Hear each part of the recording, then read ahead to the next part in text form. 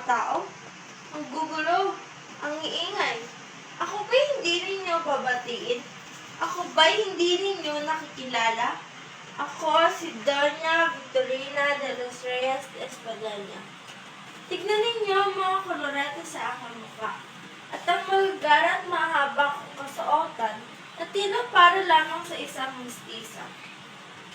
Kaya kayong mga Indyong sing-itim na mga ehita, dapat na igalang ninyo ako. Naalala ko pa nung bata pa ako. Marami ang nagniligaw at nagagantan sa akin. Ngunit, tinabi ko sila. Kasi naman, bakit ako magpapakasal? Magpapasakal sa isang Indyo. Hindi ito maaari. Maliit pa lamang ako ay alam ko na kung kanino ako magpapakasal. Magpapakasal lamang ako sa isang Espanyol. At heto, ang aking dream boy, si Don Tiburcio de Espadaña. Oo, hindi nga siya ganun kayaman.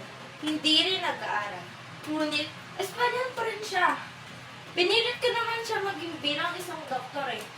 At ngayon na asawa na ako ng isang doktor, nakamit ko na ang pinakaminiti kong sosyalidad.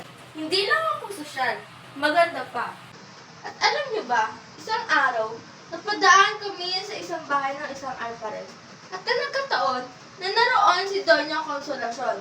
Abay, bigla pa namang sumingaw at dumura sa harapan ko. Napakawalang modo.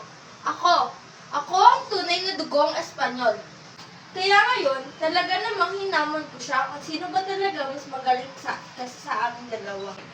Alam niyo ba, isa lamang siyang labandera at mahirap. At ngayon, sobrang sayo ko kasi kaya ko siyang ipahiya sa harap ng maraming tao.